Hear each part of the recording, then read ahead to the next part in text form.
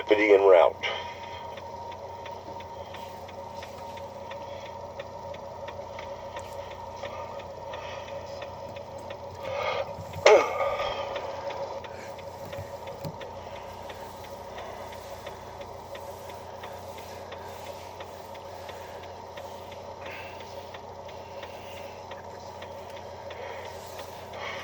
I've done already called the deputies. Been shot at shot either at or around 4 different times.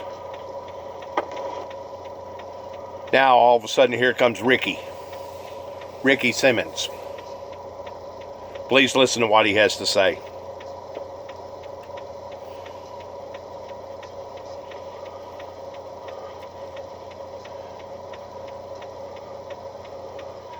I'm just sitting there waiting on a deputy.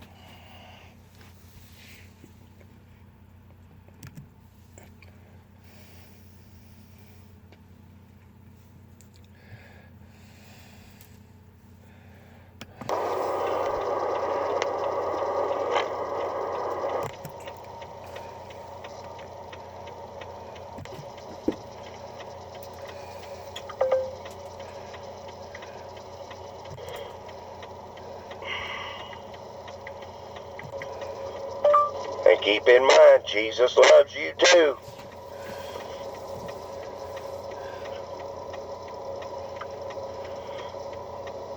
Right?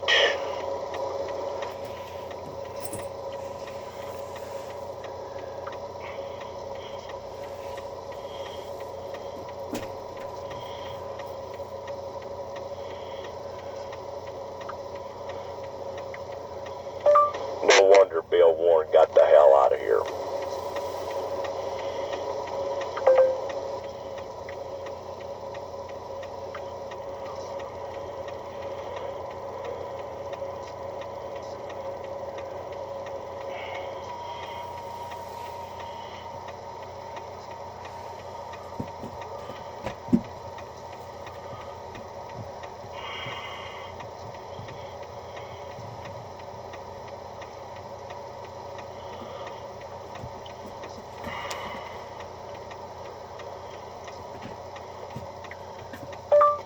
I'm going to request for the cop to visually see the possum.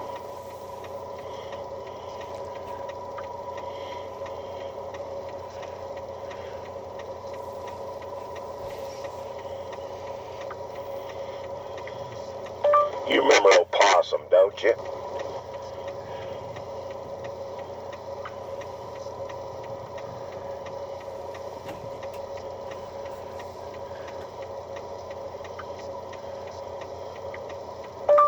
He acted dead until you turned your back.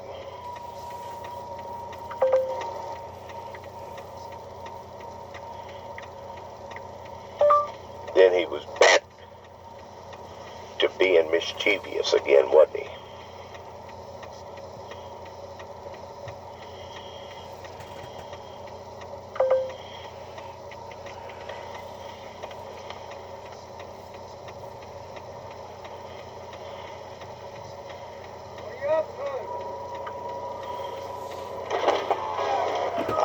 Do what, Ricky? What are you up to? I'm just sitting here. Oh, you ain't gonna just sit here. Oh yeah, it's a public road. Oh, you ain't. You're on my fucking land right there. No, Yeah, you are, Jimmy. I'll get you moved off of here. you will. Yeah. How? I'm gonna call police on your ass. I already got the police coming. Why? Because every time I drive down this road, they go to shooting. Well, don't drive down it, Jimmy. You gonna stop me from driving down this road?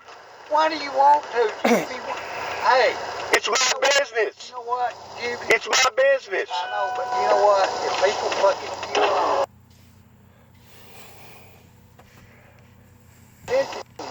quit that crazy bullshit. What's crazy about me driving down the road, Ricky? Crazy, Jimmy, but they ain't got no right to shoot at you. I don't care who they are. Ricky, you trying to run me off of my neighborhood, son, and it ain't gonna work. You, Josh Johnson, or anybody else that lives in this territory. What now? You, or Josh Johnson, or anybody else that lives in this territory. You're not gonna run me out. You ain't gonna out here in my fucking driveway neither. I'm waiting for a cop. Well, pull out there in the road to my yard. Ricky, I think. Get stolen here, and I don't want nobody on my property. Ricky, I'm not stealing. I didn't say you were. But You think I'd have my lights on and be blinking lights? Huh? Think I'd have all my lights on and be blinking lights? Well, the way you act sometimes ain't no telling what you do. The way I act. Yeah, you act. You want people to think you're crazy. I do. I don't know why you want them to, Jimmy. Rick, keep talking. Everything's being documented. We got a dash cam going. Keep going, Ricky. I'm telling you like it is. No, you're assuming. You're assumptioning. No. Besides that, the county owns 10 foot from the edge of the road. 10 foot. The county owns 10 foot. The county don't own shit. Oh, they don't? I own out to the middle of the road, tell the truth about it. You don't know that, do you? Ricky, this is a public road. I didn't say I could keep you off. This is a public easement. I ain't trying to keep you off the road. They might be shooting at you and shit. Have I shot at you? Not yet. If I shot at you, I'd hit you. Wish you would. I wish you would. I wish you'd go ahead and get me out of this hell. This ain't happening. Because since I've come back here, all I've been is fucked with by people like you, Donald Ridgway, and the rest of you dope smoking, beer drinking, dope taking, pill taking people. See, you're consuming now. Oh, no, Ricky. I grew up with you, son. I know what we done back years ago. We done. Back We. years ago. We. A lot different years ago and now. Well, it may be. People change. Hell yeah, they changed. I have. Well, I'm sitting out here waiting for the O'Brien County Sheriff Department deputy to come out here. I don't blame you for shooting at you. They ain't got no right to shoot at you. They're trying to frighten me away. They're trying to intimidate me. It's the same thing with Ridgway that keeps coming down there and using that property for a weapon. And he comes down there, lays down in the horn, at all hours of the night. He basically put David in an early grave. I'm gonna tell you. Put David in a... Makes you, if both of you grow up. Grow up! Hey, I'm the guy that lives down there. I ain't down there at his house. Yeah, look at you yelling at me. You can't talk to me in a normal voice. Ricky, you come to me. Yeah, you're on my property. I'm not on your property. Yeah, you are. I'm on the county road. Besides that, do you have no trespassing signs anywhere around here? No. Because they don't do no good any damn way. They don't trespass. The people is around here. These people are evil. That one down there, The evil you let them be. that one down there has done so many drugs, him and his old lady. You're consuming it. They're so wired out, they don't even know daylight from dark. Do you know for 100% fact that they doing drugs? Have you seen them do it? No, I ain't actually seen them. But why else would anybody act that way? Judging them, you No, I'm just. It says in the Bible, it says you can tell a tree by the fruit that it bears. If anybody's going to act that way, they're either retarded or they're on drugs. You ain't got the right to be judging them. I'm not judging them. See, that's the difference. It says that you can tell the tree. We're supposed to be fruit inspectors. There's a difference in a fruit inspector and somebody that's condemning somebody to hell. That's the part that you don't understand. Yes, it is. They'll just stay the fuck away. If I want to drive down this road 1,000 times a day and night, Drive it at a normal speed, Jimmy, they probably wouldn't mess with you. Ricky, Drive down there 2 miles an hour. I'm trying to talk to you as a long distance friend. We used to be damn close friends when you worked for us. Ricky, if I want to drive down this road, it's a secondary road. Yeah, that's right. If I'm supposed to be such friends, how come he's ordering me off his property? And besides that, there's all kinds of holes, there's all kinds of messed up places in that property, on that road, There's children that live on that road. There's dogs on that road. And you don't have but maybe, I'm going to say at the very most, 4 football fields, maybe 3, of a distance between the stop sign of the T and the corner. Besides that, there's all kinds of animals and critters out at night. You don't need to be driving down basically a chipped, tarred road that used to be a gravel road. Started out in being a lane. Once more, there's a difference in a lane and a road. Now, if I was going down his lane purposely to turn around to agitate and to aggravate that guy, that'd be a different story. Or if I was going down there stopping and cussing and carrying on. This makes the 4th different time that this has occurred. 2 or 3 different times right here, and 1 time in Weakley County, and Derek Coble can verify because he was on one of the calls whenever the kids was out there shooting over my head, acting like that they was going to try to bring some sort of inferior or intimidation into my life because they was holding a gun and they was discharging it over my automobile. Once more, I'm dealing with a bunch of hooligans. I'm dealing with a bunch of yahoos. I'm dealing with a bunch of lawbreakers that don't care about the law. They think that they can make up their own law.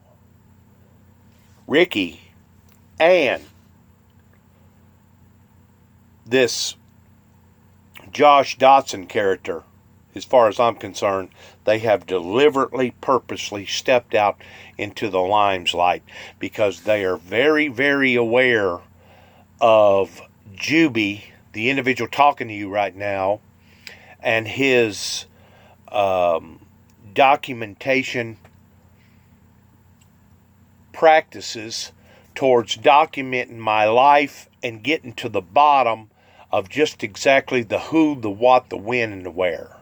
And that's the part that they don't like, is that I'm involving their lives because my life is involved into their lives. Now, this Josh Sheffield, I've never been involved in that guy's life that I know of. I don't remember him being on the school bus. I don't remember exchanging bicycles or doing any type of car deals. I've never got fresh with his wife or his daughter. I've never tried to sell him nothing. He's never tried to sell me nothing. And to get this type of outlandish, crazy, insanity behavior, it has to be one or 2 things. Either this guy needs to be put away in some sort of insane asylum, or he is obviously on drugs or needs to be on drugs to calm him down. I'm dealing with the same type of scenario with this guy because if the way that I understand it, this guy was in the military and he's supposedly sick.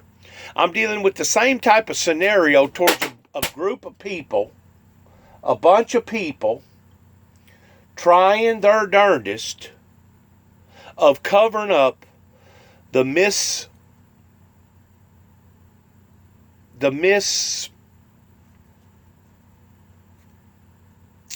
how am I going to word this?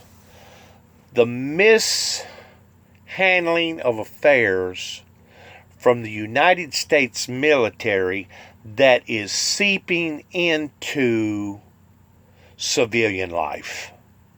And whenever you have other civilians that are aware of military personnel, God bless our military personnel. I give them 2 thumbs up. My hat's off to them. I give them 5-star. God bless them in every ounce of every movement that they've ever pursued towards peace and justice and liberty for all over the world. But just because they was a heroic hero overseas somewhere or even stateside does not give them the right to trample upon other people's rights by coming over here to the United States and acting like a freaking heathen. And the community bearing it and watching it, and the community, regular citizens in the community, see it, but cover up for it. This is the same type of scenario that our whole family dealt with pertaining to the sickness of James Robert Jackson, and the people in the community allowed for it to happen. I guess because they was either frightened of my father, or they thought that my father shouldn't be messed with because he was some sort of heroic hero during World War II. Well, war is one thing, and civilian life is something else. And whenever it clashes, like it's doing here in this neighborhood, then something needs to be called up onto the hand of the neighborhood, if you want to call it a neighborhood, that is willing to let this type of behavior go on and on and on. It's sad. It's really, really sad. Doing 2 miles an hour. Jinx Wallace used to do it. Grady Harden used to do it. You know the old school guys. Remember, neither one of them doing it. Ain't one that I ever know who done it. Then there was Homer Thompson. Who's Homer Thompson? Sonny. You telling me you don't know Homer Thompson?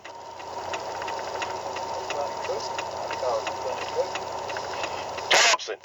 He had a boy by the name of Ricky. I know who you're talking about. The guy that you roughed up. I ain't roughed him up. Yeah, you did. You tried to force me and get shot one night. You don't remember that, though.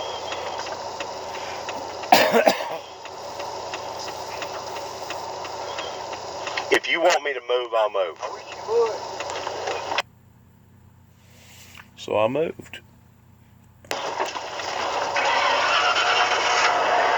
wanted me to move? So I moved. Now I moved right in the center of the road. That way if somebody's coming from either direction, I'll still have to move again back over there next to the roadside that supposedly Ricky Simmons owns. I got news for Ricky Simmons. Ricky Simmons don't own as much property as what he thinks he does on that road. You don't own halfway of the road. Whoever has told him that has told him a fable. If the county wanted to go in there and dig out a big ditch without Ricky's permission, they could do so. If they felt like that it was some sort of a washout or causing some sort of a problem with the rest of the people around there.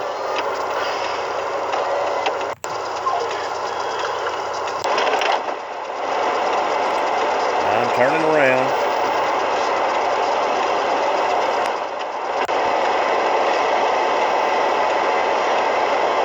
I may jump it right here real quick.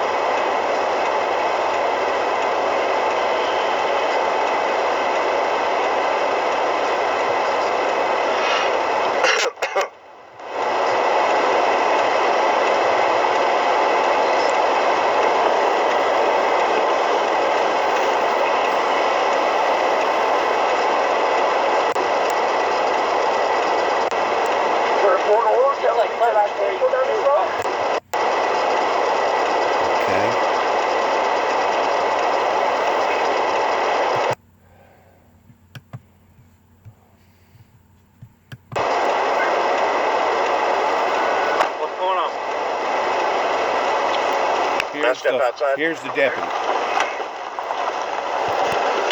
I'm fixing to step outside. I've asked permission to step outside. This is my buddy, Jimmy. Jimmy Norton has already pulled up. There's Mr. Norton. There I am. Now we're fixing to talk to the police. To the po-po.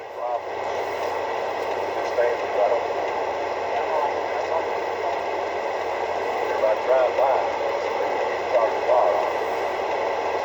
9:30 at night, you're not going to charge the car on 4 different times at approximately less than a half a day.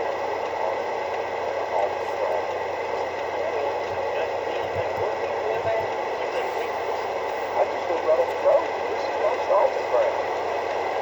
I pay for these roads. I drive up down this road and around the road. 291 times the road. Just on the other side of the corner. But Jimmy lives here. I go to Jimmy's house all the time. And I drive down this road to Jimmy's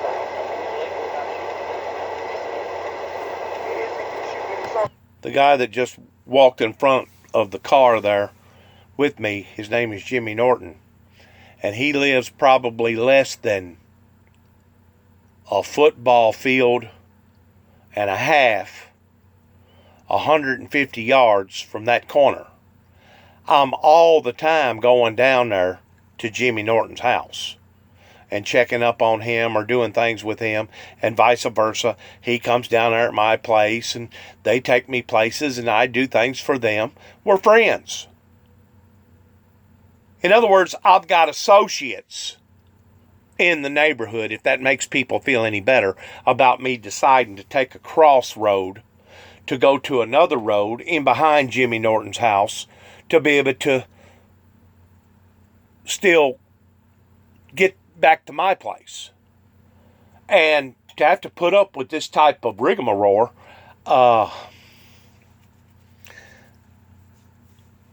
is totally unacceptable. And to think that the cop is now going to patronize, support this boy's doings in him discharging a firearm again and again and again, and to think that there's a pattern of him continuously doing this. My point is this: if he's willing to do this to me, who else is he willing to do it to, or who else has he already done it to? If I was his neighbor, especially if I had children, I'd be scared to death of this freaking guy. I'd be scared that the guy would either turn on the children or possibly turn on myself if I lived that close to him. The guy needs help. He needs some sort of medical attention. Similar to what my father needed back whenever Grizzly was performing his outlandish duties in the neighborhood and nobody cared about. Please listen to the conversation between the cop and myself and Jimmy. I don't know, but every time I drive by the house, the gun goes off. Oh, really? Yes, really. We've been like this before. You have no business. You have no business. I have no business? Since when did I have to have any business? I may have been down there just for sentimental value, or during the day, gonna do a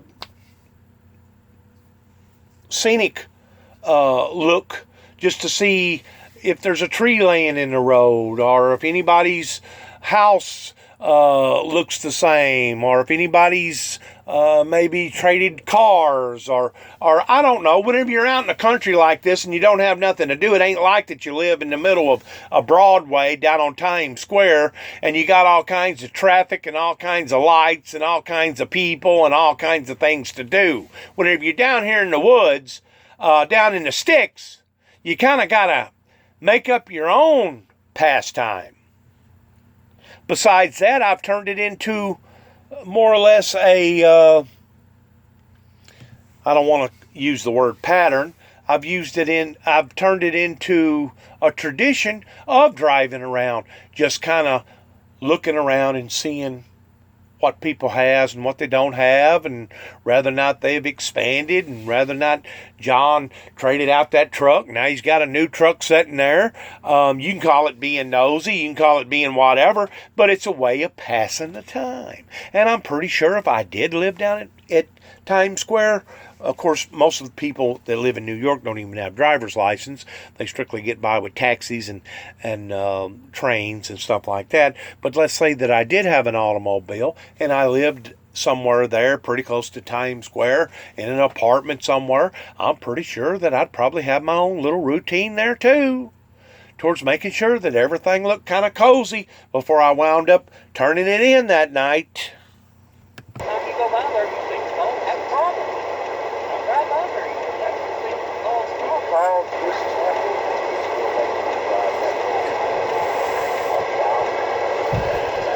Exactly right. And you're in hotel fast too. Yeah. Drive down the road. Matter of fact, that's Unless there's a court order. Unless there's a court order, tell me that I can't go down this road. And it's okay to shoot somebody down there. You don't totally shot at you. The last time you were coming down through here like you, that's fucked up. See, he said the last time. In other words, he remembers this individual. He remembers the event that happened before this event, and it was almost identical to the same clientele. I drive by. They don't like the color of my truck or the stamp that's on my truck, or they don't like the color of my hair, or they've heard something about my doctrine pertaining to my ideology, and because of it, they've decided to lay into me with a bunch of guns. Is that not considered some sort of hostile act? Come on. Even most judges would tell you there is such of a thing as reckless endangerment towards discharging a firearm too close to the road. I don't care if you are out in the middle of Timbuktu. There is other neighbors, and buckshot does travel. Now, I don't know if the guy is taking the gun and shooting it into the ground. I don't know if he's shooting it up into the air. But the bottom line is this. He's being very, very careless with a piece of equipment, a gun, that can cause bodily harm to not only himself but to others too as well.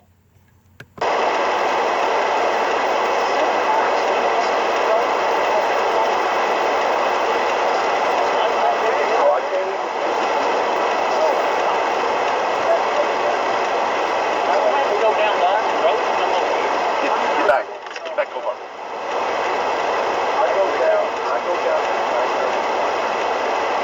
I've got a lot of stuff inside. All that. I love it down there. That's the old state stock. I go down there just for upkeep. Upkeep. I ain't agitating nobody. Down there for they ain't got nothing to do with us. So sometimes I'm coming back. Driving down the road at night, did not have my stereo on. My windows was up because I had my cat in my car. Matter of fact, I just got through chastising my cat because he was trying to come out of the window, and I had to tell him to get back. Driving down the road in a very, very safe, peaceful way. Didn't even have no type of lights on other than my standard equipment. Didn't even have my Santa Claus plugged up. And this guy goes off like this. And this cop continues to stand in this guy's corner and justify and patronize these type of actions. We've got a law enforcement agency in Northwest Tennessee that obviously don't know what the laws are towards what that you can do and what you can't do. And it doesn't matter a lot of times whether or not you're in the country life or you're in the city life. Whenever it comes to firearm protection, that should be one of the most upholding things, other than children and abusing children and wives. Anytime a gun gets brought into the equation, it automatically changes all the dynamics. That's what they don't understand in Northwest Tennessee, pertaining to judges and law enforcement agencies. I do a cut. And then I gotta worry about somebody out here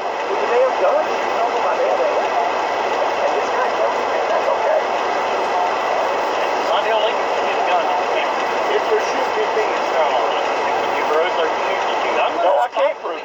But it's pretty damn coincidental. Every time I drive by the guy's house, the gun goes off. Don't drive by his house. It's not against the law for me to drive by his house unless I got a court order. So you're just trying to create a problem. That's Listen, what I'm saying. Is there a court order?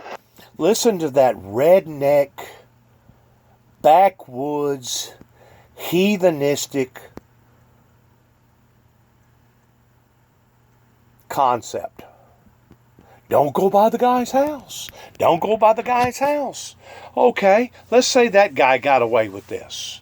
Let's say the other guy down the other road, decided to start doing the same thing. Well, if that guy got away with it towards not allowing Juby to drive down that road, maybe we can start activating our firearms over here on this road, and we can stop him from driving down that road. And then the next thing you know, the other guy down the other road that don't like me for whatever reason, he decides to start doing the same thing towards discharging a firearm, towards bringing fear and infuriation into my life simply because he don't like me driving down his road. The next thing you know, I'm entrapped in my own house and can't even get out to go to the 7-Eleven or to go to the Walmart to get something to eat. That's what they're wanting to do to me. They're wanting to entrap me. They're wanting to shut me down. They're wanting to disable any type of influence that I may have pertaining to the general public. They're wanting to put me away into solitary somewhere. And the people that should be put away are the very people that's trying to destroy the Christian society. Maybe this guy thinks that he's some sort of a harvester or something. You know, the good book says to let the wheat grow with the tares until time of harvest. The wheat represent God's holy people, his righteous people, the saints, and the tares represents the wicked and the demonic. Maybe this guy thinks that he's some sort of a harvester. Because if you really think about it, these people that are that way are actually trying to harvest people's souls. They're trying to persuade them in no longer living the way that they're living, and please live the way that we want you to live.